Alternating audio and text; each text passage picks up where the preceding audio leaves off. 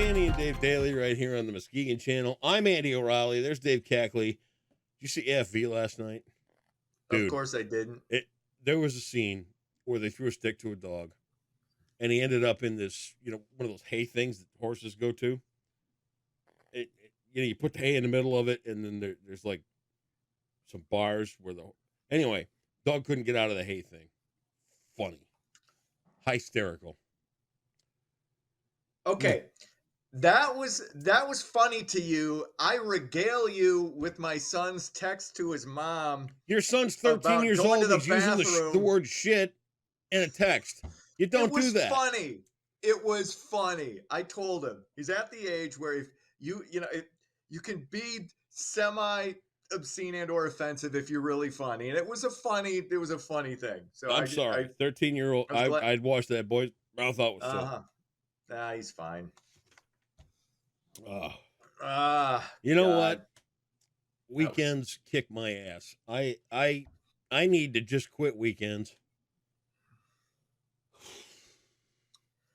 Lifting things. I feel refreshed. I feel bad now because I slept great. I was relaxed most of the weekend. Yep. It was a well-earned 48 hours. Yep. Even parenting was pretty. Yep. Well, of course it was. You're raising feral kids that run around typing the word shit in text to their mother. I don't dare say shit in front of my mother, and I'm 53. It's again. Actually, we did watch some pretty great documentaries over the weekend. One about early childhood development, and it makes a screaming case for our educational system in the United States and how that whole focus needs to return and work on kids that are 6 months to 5 years old. Oh, it's amazing. That's when it all takes place. The striking, the moment that struck me the most in this documentary. What's that? They had 3 retired bigwigs from the military. One rear admiral from the Navy, a couple of big time generals from the Army and whatever, and all that.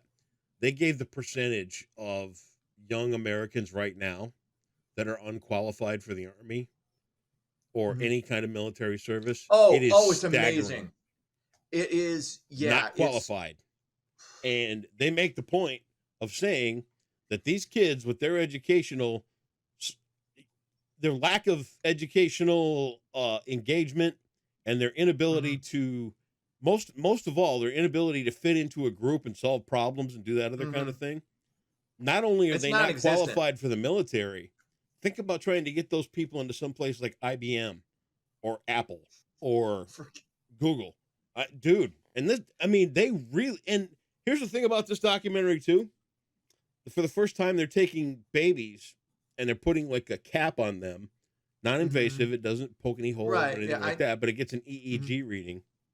And they're showing their mind activity as early as a couple of days old.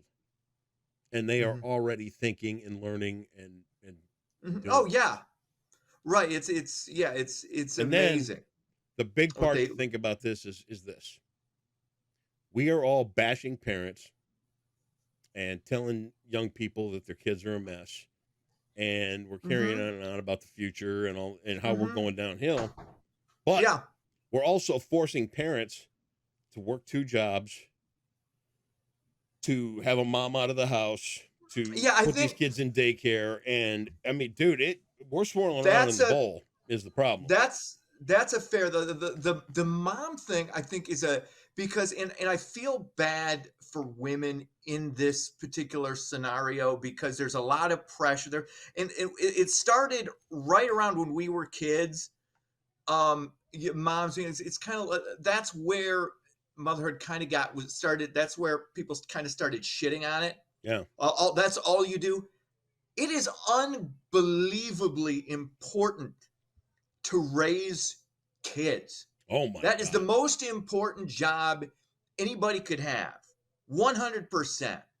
Okay. Now, do you get to do? I mean, back in the day, was there the smoking and the soap washing? Yeah, but at the same time, you were parenting.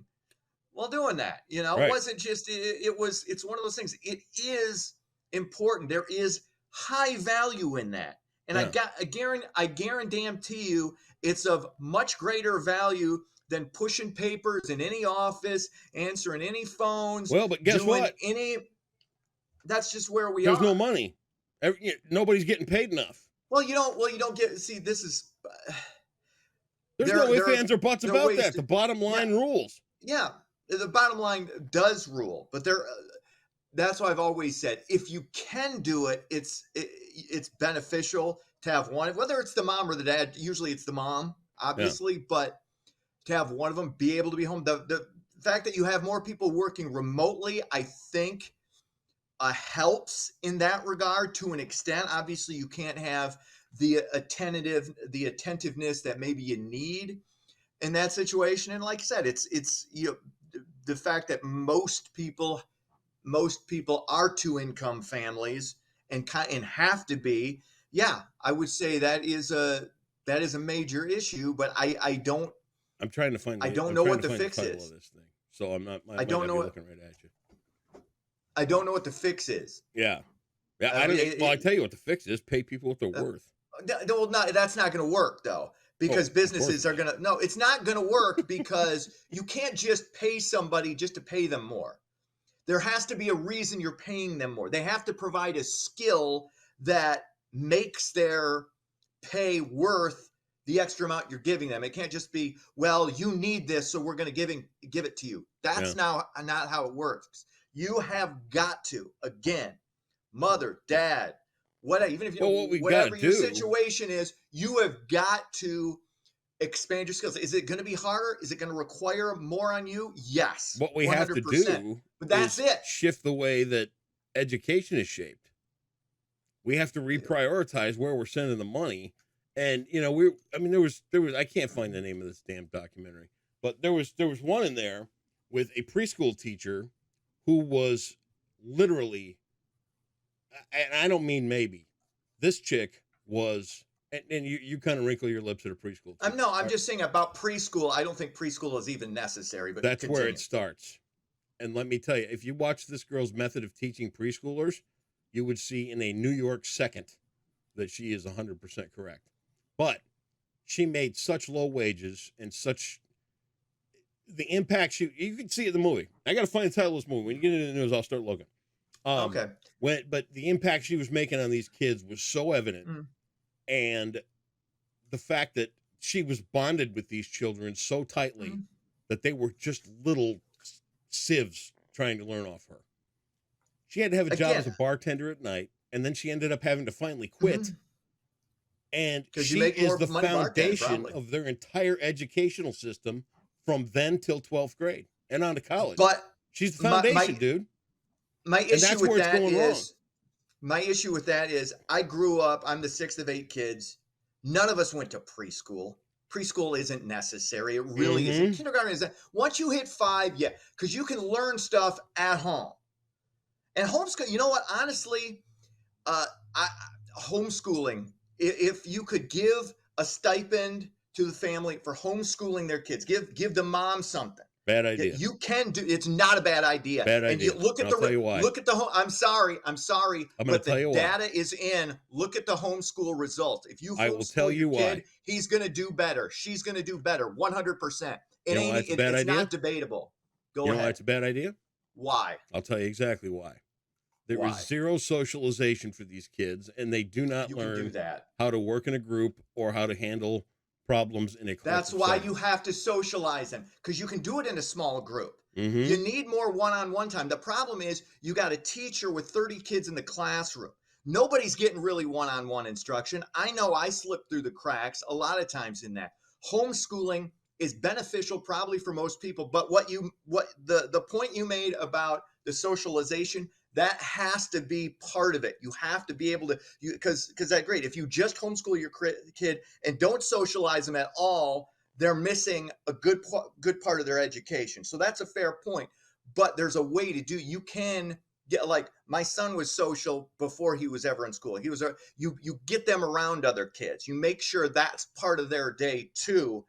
But I would agree. The way we are educating the kids now is it's just not it's It's not working. called No Small Matter, and I will challenge you to watch that tonight.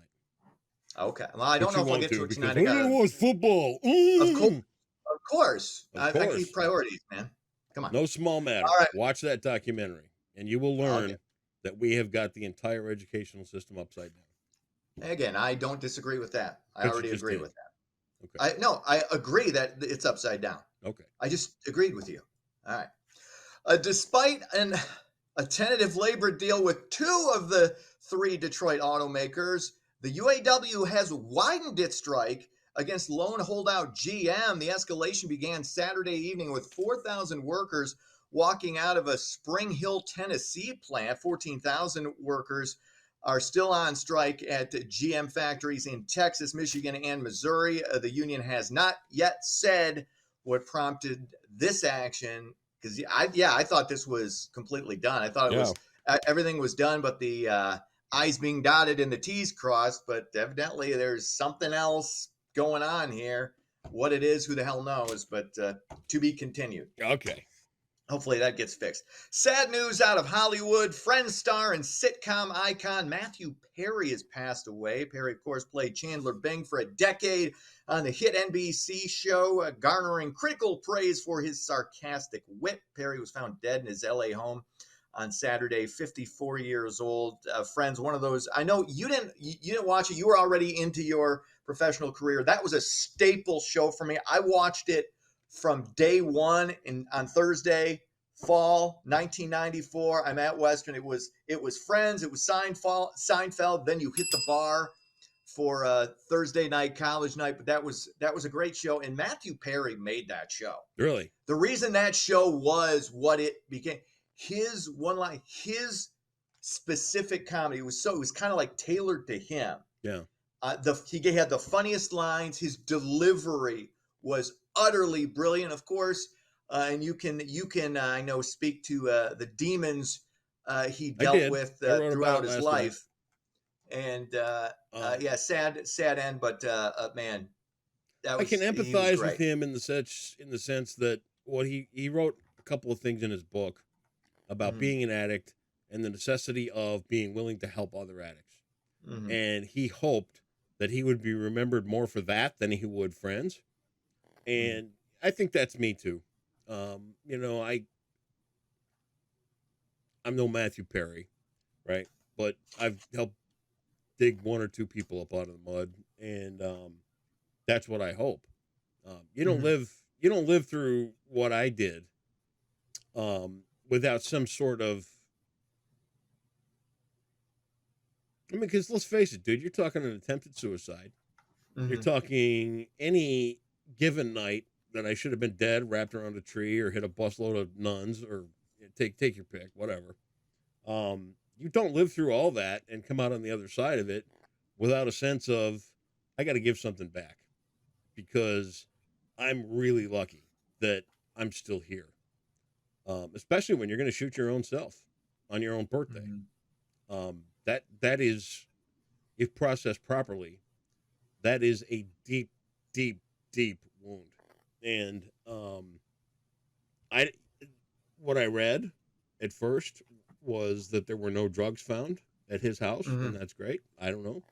It doesn't really matter at this point. Right. I've been fortunate in the fact that I've never had a relapse to alcohol. But like he said in his thing too, even if I can't do it for myself, I can help others. And I've had some close calls. I mean, I've had close calls with opiates.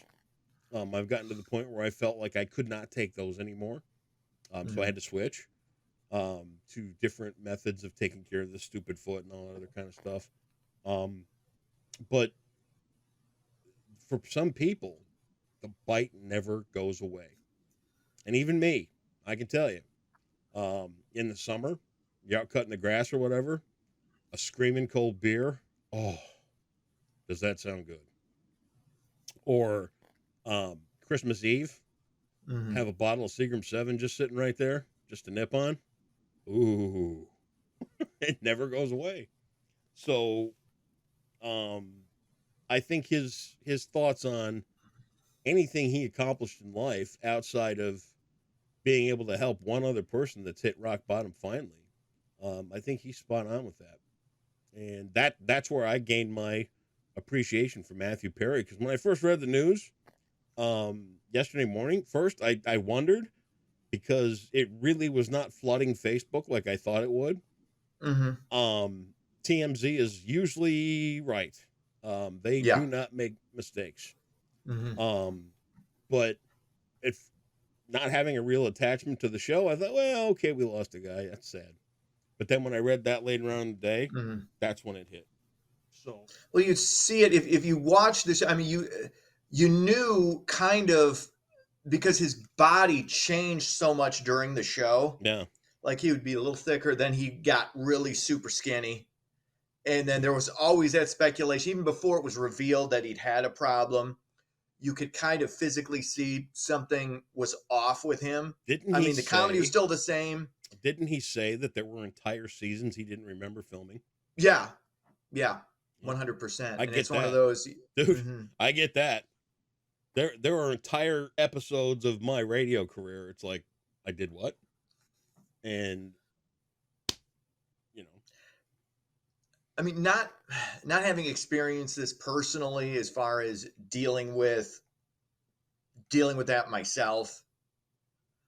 When something like that happens, even like I said, you didn't watch it. Obviously, you developed an appreciation through reading what he wrote in his book and everything. Does that hit you hard when something like that happens? When you realize what happened and what he went through and how you could identify, does that hit you kind of hard a little bit when just reading that? I mean, does it? I think what I read, or do you just think? I can pull it up. I'll read it to you. What he said, because I have it right here. I've had a lot of ups and downs in my life. I'm still working through it personally, but the best thing about me is that if an alcoholic or drug addict comes up to me and says, "Will you help me?" I will always say yes. I know how to do that. I will do it for you, even if I can't always do it for myself. So I do that whenever I can, in groups or in one-on-one. He talks about opening the Perry House in Malibu. He talks about when he dies, he knows people will talk about friends. He's glad of that. He did some solid work as an actor. But he wraps it up by saying, when I die, as far as my so-called accomplishments go, it would be nice if friends were listed far beyond the things I did to try to help other people. And I feel that way 100%. And at that point, I knew he and I were basically the same person. Behind all that you see publicly. Right. You know what I mean? That's when it hit me. Gotcha. It's kind of like, whoa, okay. I get that. That's one of those where, but for the grace of God go I. And that's right. Anyway, well said. All right.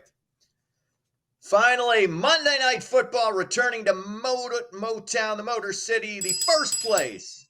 Detroit Lions hosting the Las Vegas Raiders. Lions could be without two mainstays as far as the skill positions go. Running back David Montgomery out with a rib injury, and number one receiving threat Amon-Ra St. Brown. He came down with an illness. He's listed as questionable. I got a feeling he's probably going to play. Not going to matter. They're going to roll the Raiders by at least 2 touchdowns. Detroit also got a major break, an unfortunate break. If you're a fan of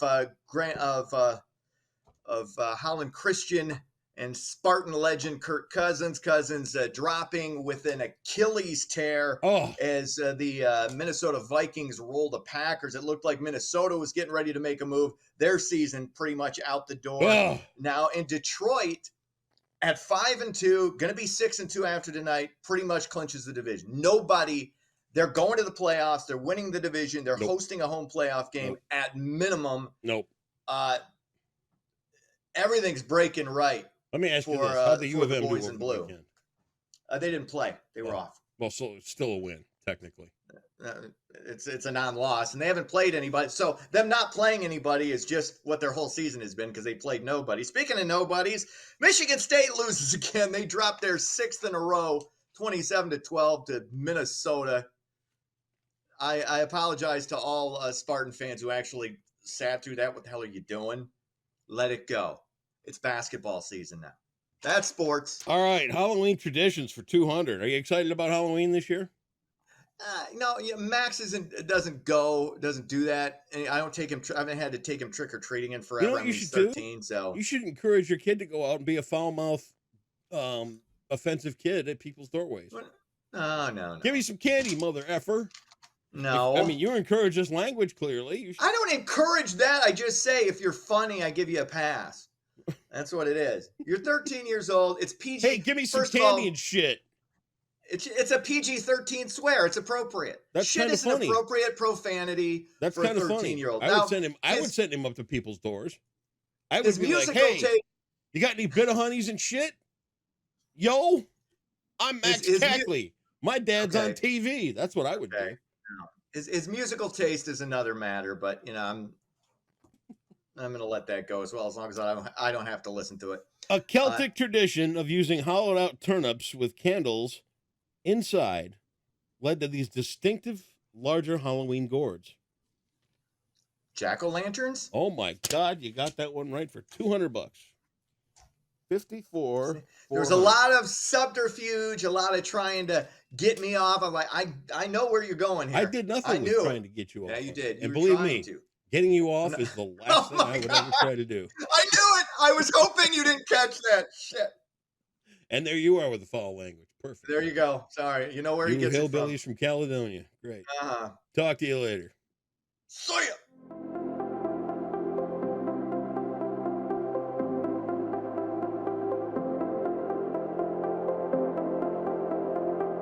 Welcome back, Muskegon. Hopefully you enjoyed your weekend. This week may be cold enough to see some snow, especially on Halloween, so let's take a look at your forecast, brought to you by Trinity Health. Your weather headlines show we will dry out, thankfully, but it will still be pretty cold with temperatures right around 40 on Monday, and then it will be cold enough with a system moving through on Halloween to actually see some snow showers, and some of those could accumulate, especially on the grass, but anywhere on the roads should be fine. And then we'll have a slight warming trend going into the weekend where temperatures will warm right around 50 degrees. But temperatures for today will likely end up right around 40, so one of the coldest days we've had in a very, very long time. So make sure you bring that winter jacket out, maybe even. So for your Monday, expect a high of 40 with mostly cloudy skies. We're not going to see a whole lot of sunshine today since it will be so cold and the lake effect clouds will likely just stick around. And then overnight we'll cool down to 35 with a west wind only at 5 to 10 miles per hour. Then fast forward to Halloween. This is at 2 p.m. and you can see a system will be moving through West Michigan, and that will probably bring a mix of rain and snow, and most of the snow will be melting as it falls down or at least hitting the ground. But by the time trick-or-treating arrives, I wouldn't be shocked if some snow sticks to the ground, especially to the grass, but we're not expecting a whole lot, likely less than an inch. And then after the snow on Tuesday night, we'll dry out, but warming up to around 50 on Friday, with our next chance of precipitation in the rain form likely arriving on Saturday. And that's your Monday forecast, brought to you by Trinity Health on the Muskegon Channel and I'm Woods Weather, and enjoy your week.